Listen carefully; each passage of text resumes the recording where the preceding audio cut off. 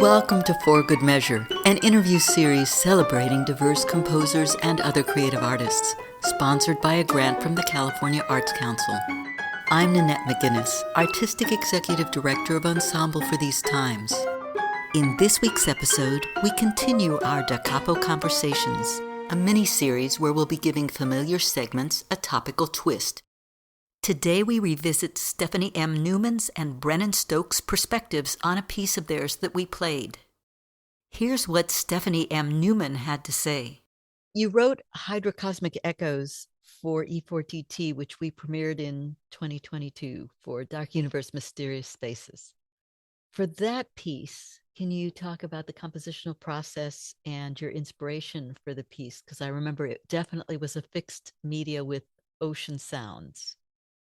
Yeah, so I knew that the concert was going to be the Dark Universe, Mysterious Spaces. And I thought, well, I really love recording the ocean and I really love space. Mm-hmm. And what mysterious spaces both of these are and dark. Right.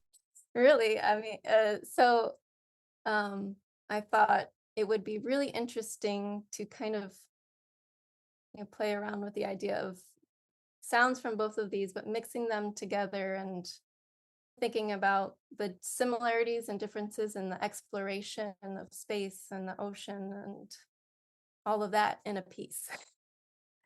And so it was one of the electroacoustic pieces I worked. So I recorded ocean sounds and then I grabbed sounds from Mars and I used that, played around with those together so that you couldn't really tell which was which. So there was these electronic sounds and there's also these really nice waves. And there's the little, I dropped a hydrophone microphone. This is my first, I wanted to get one and I thought this is the perfect time. And I bought a mic. I hooked it up to my Zoom H6 and I was out there on the pier in Monterey Bay recording the clicking sounds of fish. I think they were like attacking the mic almost. They're like, this is not food. But it turned out being a really interesting sound that I used and worked really well with all of the other electronic sounds that were happening. Definitely did, yeah.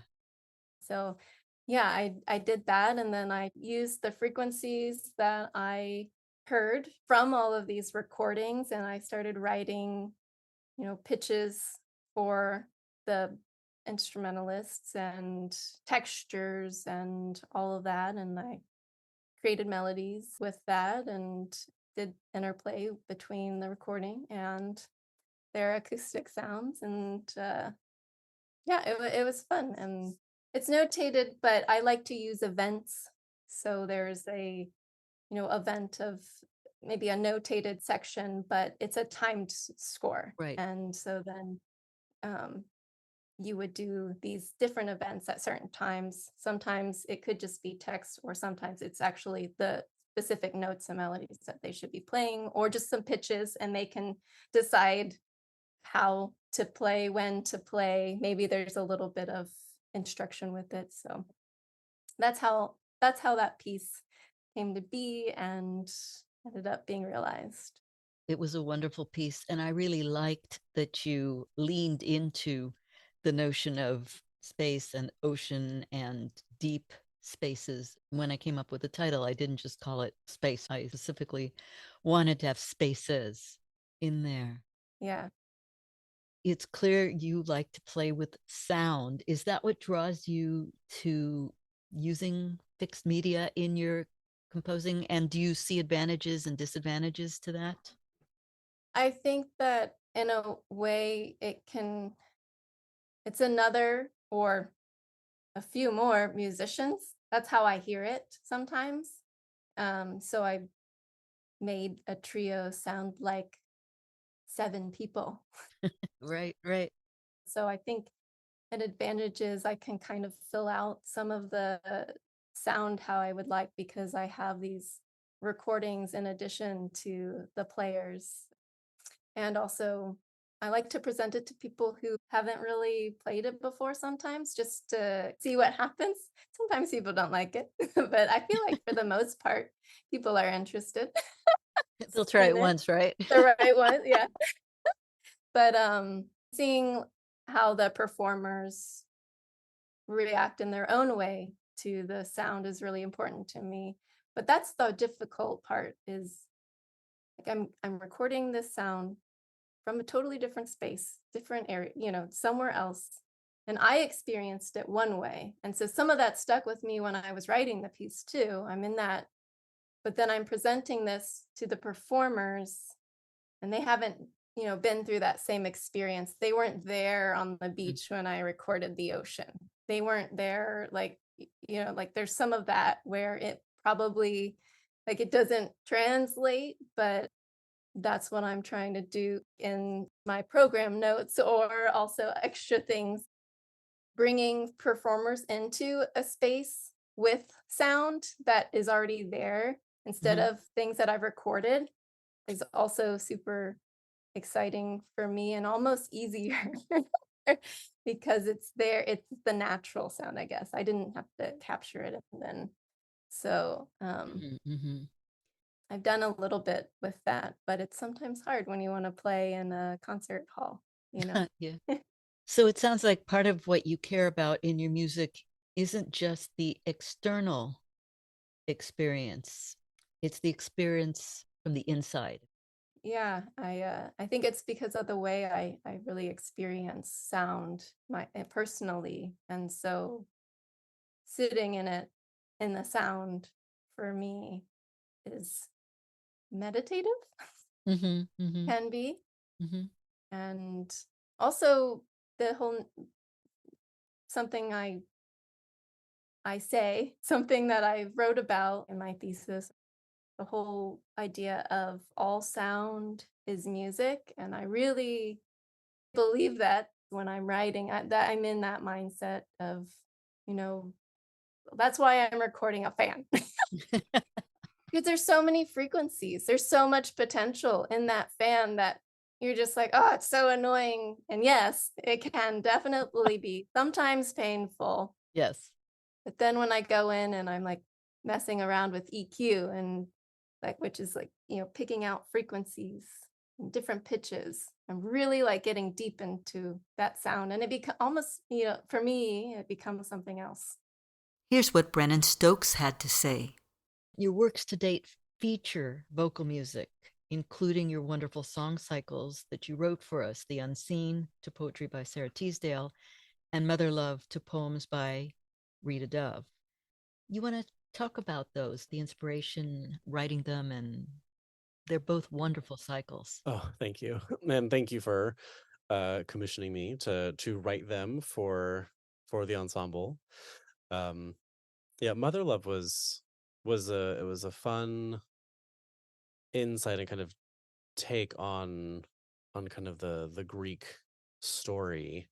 Right. Um and finding, again, trying to just get shift into the mindset of I think even Rita's perspective of what this mother love meant. And I was very involved in, I think, in kind of in the drama clubs of middle in college. I was heavily involved with the kind of the dramatic art societies, so doing one act Mm. festivals and um spring productions, being in kind of the church Christmas holiday programs and plays and things. um so I definitely enjoy a bit of a theatricality, so to speak, and more dramatic texts. Hmm. I think there's just a lot of humanity and a lot of depth to be, and a lot of soul searching to be done, to feel like I really am getting as close as I can to understanding the text so that the music can be as honest as possible for me. Hmm. Yeah. And so for Mother Love, going on this quite emotional journey of um kind of surprise and anger and sadness and clarity and kind of leveling out almost at the end, with not still with some tinge of but you better take care of her or else. Um, and then with the unseen, that was a very unexpected journey to have it turn into what is now the unseen. But what originally started out as a single song, There Will Come Soft Rains, which is the sixth song of the cycle. Right. And I remember having this book of of Sarah Teasdale poetry, Flame and Shadow. And the summer before I moved up to San Francisco, I'd gone through it and I was just so enamored with this just really stunning lyric poetry. And I had dotted and dog-eared kind of the poems that really were speaking to me. And I remember coming across this one along with several others and feeling kind of the power behind the words, but also I think still for me knowing I didn't quite understand or have, I think, the context or a personal experience to really internalize or understand kind of the heavier weight of these texts. And it wasn't until the pandemic that I was rereading through poetry and rereading through this volume, and this poem kind of finally, a lot of these texts finally, I think, brought out a lot of the feelings that I personally was going through, and I'm sure many others were as well. Yeah. Yeah. And where this first text of There Will Come Soft Rains, and just this kind of sense of hope amidst um kind of a deathly fog and amidst these things that are horrible will you know eventually pass, and this idea of like nature especially kind of resuming its life again, sans humans, um Yes. was a very pressing feeling in the fall and winter of 2020. And I remember you asking if I was working on anything, and that song was something I had started to noodle around with, and kind of kind of wetting the compositional pen again.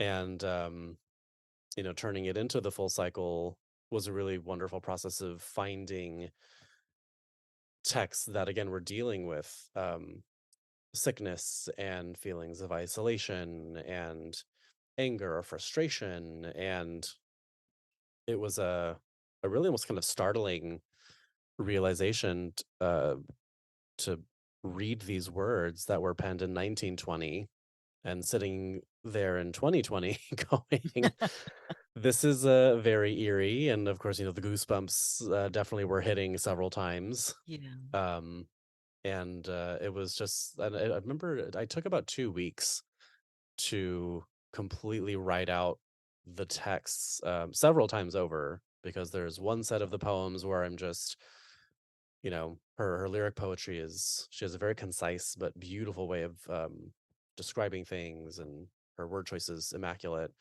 So anytime there were colors or like water is kind of a recurring idea, various, yeah, like I said, colors or seasons are present, and I was trying to kind of find, you know, how many of these kept recurring in the kind of the set of poems.